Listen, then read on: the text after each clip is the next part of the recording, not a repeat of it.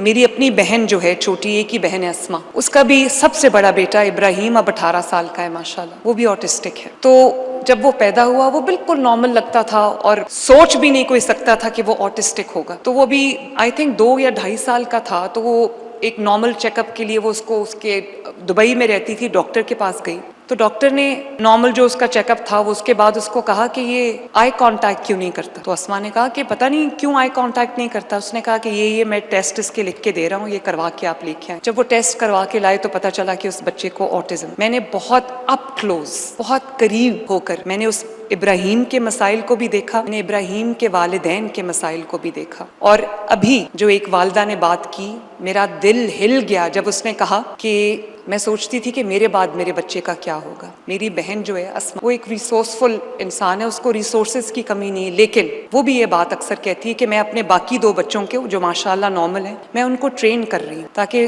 कभी अगर मुझे कुछ हो तो इब्राहिम का ख्याल करने वाला कोई दुनिया में हो। तो मैंने सिर्फ किताबों में नहीं पढ़ा इस चीज़ के बारे में, ऑटिज्म के बारे में, मैंने अमली ज़िंदगी में इसका बहुत अप क्लोज इसको देखा है, मैंने इसको बहुत क्लोजली ऑब्जर्व किया है और मैं इसका हिस्सा भी हूँ।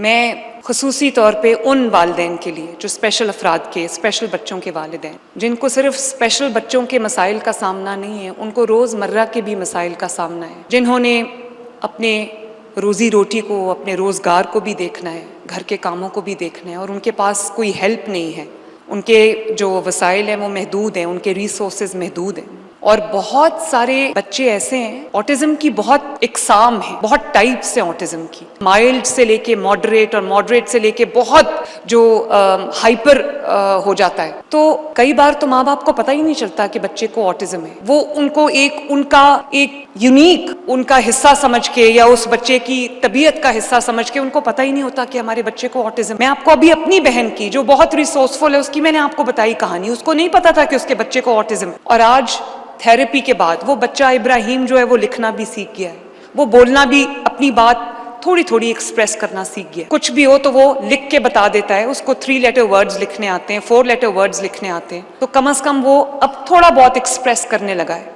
जो थेरेपी है उससे बहुत फर्क पड़ता है, लेकिन थेरेपी के लिए माँ बाप कहाँ जाएं, फैमिलीज कहाँ जाएं? और जिनके पास वसाइल नहीं है वो उनके पास हल यही है कि या चारपाई से बच्चों को बांध दें या 4 दीवारी तक उनको एक कैद खाने में डाल दें, या फिर उनको गली मोहल्ले में, क्योंकि कई दफ़ा माँ बाप दोनों काम करते हैं, मजदूरी करते हैं, मेहनत करते हैं, अपनी ज़िंदगी की जो कारोबार है उसको चलाते हैं, तो उनके पास मुलाजिम नहीं है या उनके पास कोई हेल्प नहीं है कि वो उनके बच्चों को गार्ड करे। तो कई दफ़ा मैंने देखा है कि उन बच्चों को गली और मोहल्ले में वो बच्चे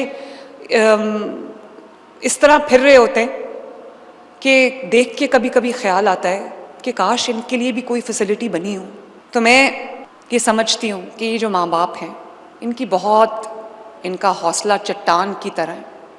ये रोज़ एक मुश्किल को अपने सामने देखते हैं, डील करते हैं उसके साथ, उस चैलेंज से निमटते हैं। तो मैं आज अगर रियासत ने इन माँओं का थोड़ा सा बोझ बांटा है तो मुझसे ज़्यादा आज इस कमरे में कोई खुश नहीं है।